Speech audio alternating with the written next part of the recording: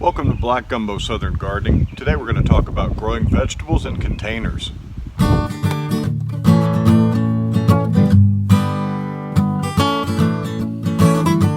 Well, containers like these over here are very useful for gardeners. There's many reasons to garden in containers. Maybe you don't have space, maybe you don't have room, maybe you live in an apartment. Maybe you just simply like to extend your space and add some more things. Containers are very helpful when you need to grow something that perhaps you've never grown before and you're not sure about it, you just want to try it, but you don't want to sow a whole crop. Container gardening is really easy. You can grow just about any vegetable in a container. There are many other advantages of container gardening. Let's say you have very bad soil, sand, maybe you live on a beach, maybe you've got hard clay, maybe you don't have any soil, you live on a concrete lot. You can garden in containers on top of that soil, and yeah, it's really easy to do it. It gives you some space to garden in, and it's actually not hard. This soil back here is really bad soil. There's lots of wood chips on here, lots of wood chips mixed in. That's going to take a while to break down. And beneath all this soil, tons and tons of gigantic tree roots. So I can't really garden in the soil, but I can garden on top of it with containers and sort of containers. Other advantages of container gardening is that you can bring your plants indoors when inclement weather comes. Say you're going to have a frost or a freeze, maybe you got a hurricane blowing in like we sometimes do, and you've got all these plants in containers. If you've got room in the garage, for example, you can just wheel those things into the garage and keep your plants safe there. All kinds of reasons to container garden, so let's talk about it. I've got a bunch of steps here that will help you successfully grow vegetables in pots and containers. Well, the first and obvious element in container gardening is the container itself. There are numerous kinds of containers you can grow in, from 5-gallon buckets like this one to containers specifically made for potting in nurseries with holes in the bottom. You can grow in recycled containers that you buy your plants in to keep these things, and you can grow other kinds of plants in them. Grow bags like this one, and I'm reusing this one. I've already used it, as you can see from the algae on it. Grow bags have advantages. We'll talk about that in a minute. You can even grow in things like bins from the store, storage bins, or recycled bins. Those come in real handy. I like those. The containers are just anything that you can grow in. You don't have to go to the store and buy fancy ceramic pots, or you don't have to even buy these kind of plastic pots that are made for container gardening. You can scrounge up whatever you need to hold soil. But the key is, with all of these containers, you must have drainage holes. You've got to have good drainage in the bottom, whether it be holes like these on the side, or whether you drill holes in the bottom of a 5-gallon bucket. You must have drainage. It's absolutely important. And the reason for that is plants cannot have their roots sitting in water, especially stagnant water. They'll rot, they'll get root rot, they'll turn yellow, and they'll die. One year I had some bell peppers in a 5-gallon bucket and they weren't doing good. I couldn't figure out why. I figured out I didn't have any holes in that bucket, and as soon as they drilled holes, and a few days later they perked right up. So any kind of container will do. Let's look at some other options. Small pots and containers like these little ornamental planters can sometimes be good, but you can see you get a lot of plants in there and they struggle to survive because that's just not a lot of soil. But you can use them. Just make sure to drill holes in the bottom. I really love terracotta pots. They're actually my favorite. They're heavy and they're not as common anymore, and even when they get old, they still work when they crack and split. I think they're quaint and I like them a lot. You can see here I grow a lot of things in containers. Right here, all of these things right here are mostly fig trees and citrus trees, and they're all in different size containers according to the size of the plant. And that's a key. You have to match your plant to the size of the container, and that takes a little bit of research. When you buy a tomato plant at the store, or an eggplant, or some squash like those back there, you got to know the size of the root ball. Generally, the size of the foliage and the plant that you want is going to be about the same size as the root system. Now you could cheat a little bit if you, because we fertilize containers. So like tomatoes, for example, I've seen people try to grow tomatoes in little pots, coffee can sized pots, and you're just not going to get results that way. You want a larger pot. You want something 5 gallons or larger for tomato, for an eggplant, for a squash, for anything that's going to be a full-size garden vegetable. I've grown beans in 5-gallon pots pretty successfully. Something like herbs though. Let's say you just want to grow an herb garden like these down here. You can get away with shallower pots, with smaller pots, because the root systems just don't go down that deep and the plants don't get that big. So you want to be able to choose the size of pot that your plant will be able to benefit from the most. Something like this gnarled old jalapeno pepper. This is a 3-year-old plant and it's been in that pot its entire life. I have had to refresh that soil and top it off with new soil, but that is just one of those 5-gallon pots, and this pepper has done well. I have had to prune it to keep it about that size, because again, that's the biggest size you want in a pot like that. That's just going to take some experimentation and some research on your part to match the pot to the plant. Also, when considering what kind of plant to put in your pots, especially with regard to tomatoes, I find that bush types that are determinates, they're the best for a pot. Bush types like this dwarf, even a dwarf determinate, is an excellent tomato. This tomato plant is not going to get any bigger than that.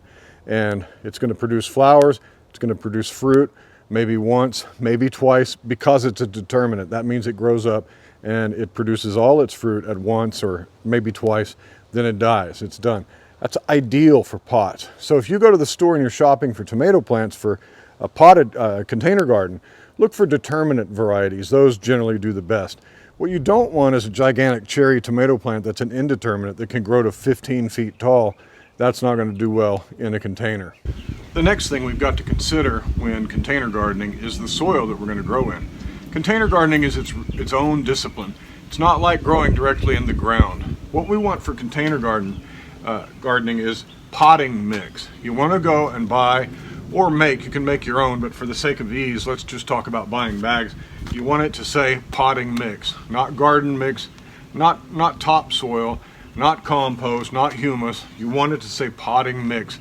It's designed for containers, because what we want in here is something that's loose, something that's arable, something that drains really well, while at the same time retaining some moisture. And the problem with containers is they're a small sample of soil. They're not in the ground insulated with all the surrounding ground. The root systems of your plant have to sit in this small sample of soil, and well, there's airflow all around, there's heat from the sun all around, and the moisture in this pot can wick away very quickly. And so that's what potting soil is designed to do, to retain and hold on to some of that moisture for a longer time than, let's say, the ground in your raised bed or the ground in a regular garden. So what you want to look for is potting mix. Potting mix is normally made up of some organic material like coco coir, peat moss, or some other kind of forestry product that is really good at soaking up and retaining moisture. Coco coir and peat moss are the most common. I like the peat moss, but peat moss is an excellent base for a potting mix. Also in potting mix, you'll find that there's compost mixed in, and oftentimes, almost all the time, you'll find that there's perlite mixed in. Perlite is just an expanded volcanic rock. It's the little white pellets you find in the potting soil, and that serves to aerate the soil, keep it loose, keeping it from getting compacted.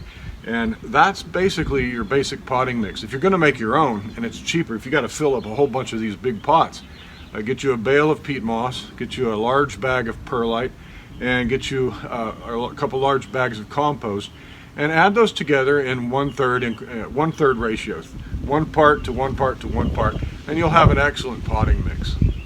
The next topic when it comes to containers is not just the soil, but the fertility in the soil. Container plants deplete the soil very quickly. That's because everything the plant needs is going to be just in here. The plant doesn't have the opportunity to send its roots out and go foraging all through a garden looking for nutrition. You have to put nutrition in. And the potting mix, while it has some nutrition in it, doesn't have enough for the whole growing season for your plants to really thrive. And so what I like to do is amend my soil. And there are numerous ways you can amend soil, but the way I like to do it is to put in some granular, organic, slow-release fertilizer. I use this Dr. Earth's. That's the one I like. It's all-natural tomato, vegetable, and herb fertilizer. It's an all-purpose fertilizer. Why I like this is it also contains, in addition to the nitrogen, potassium, phosphorus that your plants need, those macronutrients, it also contains a whole lot of fungal life and bacterial life. It inoculates the soil with things that the soil really needs, that you find in native soil, but you don't really find in potting mix. So I'll take some of this, and I have some here. I'll just take a handful of it, and I'll sprinkle it in on the top. Let's do 2 handfuls because we're going to mix it in. And over time, this will break down slowly and remain available to the plant for a good long time. I also like to use worm castings. Worm castings are perhaps one of the best nutrients that your soil can have. This is the castings of earthworms, and they're harvested and they're wonderful stuff. So I like to put a couple of handfuls of that in as well. And we'll mix this in real well. Some people add things like kelp meal, azomite, whatever it is. But these are the 2 I like to put in as my initial slow release fertilizer. And we'll just mix that in to the upper surface of the soil. Just mix it in about the first 4 or 5 inches or so. And that will, as you water and as the rain falls on it, slowly it will release those nutrients and your plants will have a nice healthy time of it. There's more though. Because your plants are in a small sample of soil, and because the water is passing through this soil and percolating through it, it's like a coffee filter. When you make coffee, the coffee essential oils and the fluids that are in the bean are leached out, the flavorings, and it makes coffee. And what you're left with is coffee grounds that have been depleted.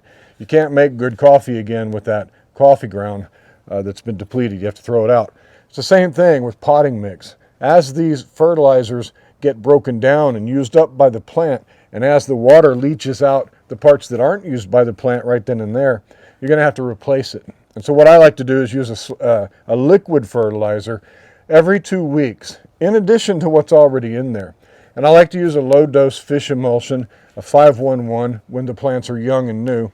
And then once they start putting on blossoms, I'll switch to a liquid fertilizer that has a larger middle number. That's that potassium, that phosphorus and that potassium. You want those to be a little bit higher because those help support blooming and root health and kind of balances out the plant. Nitrogen is all about leafy green growth. So if you're growing lettuce, if you're growing things that you just want to get leafy greens from, just stick with that fish emulsion, stick with the nitrogen. But you want to keep adding every 2 weeks a low dose of liquid fertilizer. Just replace one of your waterings with a liquid fertilizer and your plants will thank you. You are responsible for what goes in here, and you're responsible for feeding your plants. They're like children. You got to keep them fed or they turn yellow and die. There's another question when container gardening. Should you start seeds or should you start with starts that you purchased at the store? Well, either. You can do either. The beauty of container gardening is potting mix is almost ideal for starting most seeds, especially larger seeds like these long beans. This is a summer crop. I can start some of these in a 5-gallon bucket. I'd grow 2 or 3 seeds in here, and then I would select just one plant for this bucket because these seeds vine far and wide. And so they need a lot of nutrition, they need a lot of soil. If I was to start seeds for like basil, I could put several basil plants in here. So again, match the size of the plant you intend to grow to the pot you're going to grow in. But yes, you can start directly. But for this pot, the pepper that I'm going to plant is a start. In fact, this is my single seed challenge for 2021. This is an ají charapita chili pepper, and it has struggled. It has nearly died several times. It made it through the giant freeze. It should be 1.5 feet tall by now, but it's stunted. I'm going to see if I can't, by potting it up, get this plant to be healthy. So, single seed challenge update. There you go. If you don't know about the single seed challenge, I'll put a link in the description there, and you can go check it out. Anyone can participate. Anyone can play. You can start anytime. You can start over if you fail. But yeah, it's a fun way to watch one single seed. I planted one seed in this container, and there it is. Okay, you've seen how we have amended the soil. We've got slow release fertilizer in here. I'm going to drop in my single seed challenge, and we're going to grow a little pepper plant in here. I want to be very careful with this guy because there's one chance on this guy. See how the roots are not quite circling? That's good. By putting him in here, by putting this plant in new soil, fresh soil, it should give him a little bit of a boost. I call him because he's special to me. It's like a pet. and you just want to gently press your plant down into that potting soil. There we go. Now what I'll do is come back and water this in really well. You always want to water in your plants because that's the whole point of container gardening, is to retain moisture.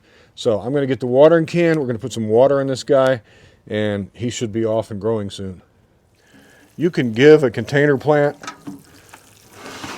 a little bit more water than you think it needs because, once again, we have well-draining soil here. This will help settle this soil down, take away any air gaps that are down in there, and it will encourage those roots to go deep. Right, so this plant's a little floppy, but once he starts growing, he'll straighten up and toughen up. Yeah, I'm happy about that. Well, since we're watering, let's talk about watering. Once your plants are in, once your seeds are in, you want to keep the soil evenly moist until your seedlings emerge. That means you might have to water every single day if they're in full sun, because the top layer of your soil will dry out. Even though there's moisture way down below, if you're dealing with seedlings or seeds, the roots are going to be in the top inch or two of the soil. You want to keep that evenly moist. As your plants get larger, you can back off on the watering. The plants will tell you if they need water. What you want to do is put your finger down into the soil about 2 or 3 inches and see if there's moisture there. If it feels damp, if there's moisture down there, you should be good. But if it's dry that far down, you want to water. And the thing about watering containers is it needs to be done frequently, because these containers, like I said before, evaporate a lot of moisture out of there simply because it's a small sample of soil and they're heated up by the sun because, well, they're not buried down, insulated by the entire ground around them. And so watering these things frequently is necessary. The next topic I want to talk about with regard to container gardening is the use of mulch. Mulch is almost always a good idea, especially in container gardens. Mulch adds a layer over the top of your soil that helps insulate the soil and reduce the evaporation of the moisture out of your soil. It also helps suppress weeds, and it helps a little bit in regulating the temperature. So, I have this rice hull mulch. I get it at A.M. Leonard online. Everyone always asks me, where do you get your rice hull mulch? I order bales of it from A.M. Leonard. But I'm just going to put about an inch layer, maybe 2, on top of this bare soil. And this will help these plants and insulate this soil and help retain moisture there. It also helps weed seeds from blowing in from outside and settling in on top here, as well as suppressing the weeds that are already down in there. You want a mulch that's not going to get dense and matted like grass clippings. Green grass clippings will mat up. Even dry grass clippings that are certain kinds of grass that have slightly composted, they'll make a sheet that water can't penetrate. This rice hull is easy for water to penetrate. The other mulch I recommend is shredded hardwood mulch. That's a great mulch. It's one of my favorites. It's just a little more expensive than these rice hulls, but it's more readily available because you could go down to the Home Depot and get it. Lots of different kinds of mulch. That's its own topic, but this is what you should do. Put mulch on your containers as soon as you can. As soon as the plants are tall enough where you're not going to cover them up, put a good layer of mulch on there. The next thing we want to consider is how to support your plants as they grow. Some plants really need support, like these tomatoes here. These are determinate tomatoes, but that doesn't mean that just because they're bush types, they don't need a tomato cage, for example. This will help support the branches as they start to fruit out, and these are fruiting out, and as this fruit gets heavy, it's going to pull those branches down. So you could just bring these branches over a tomato cage, and that will hold them up. Pepper plants are notorious for flopping to the ground when they get put down with fruit. So a tomato cage is helpful for a pepper. Sometimes a simple garden stake is all you need. You just get the garden stake and some twine, and you loosely tie up your pepper plant's chief vine to a stake, and you can use as many stakes as you want. But in a container like this, you're growing plants that are large, support is always a good idea. So there we have it, a bunch of steps about how you can be successful in growing plants in pots. One more I might add is to be on the patrol for pests as your plants start growing. Visit your plants often. When you go out to water them, that's a good time to also inspect them for pests. You can grow almost any kind of vegetable, any kind of food in a pot. It's not rocket science. You can do it. Just follow these easy steps and you will be growing your own food in containers. Thanks for joining me today on Black Gumbo Southern Gardening. I know there are thousands of gardening channels that you can choose to watch. There are some very good ones out there, so I'm just very humbled that you chose to spend time in my garden with me. Please subscribe if you haven't, like us on Instagram, and follow us on Facebook. And we'll talk to you next time. Happy gardening.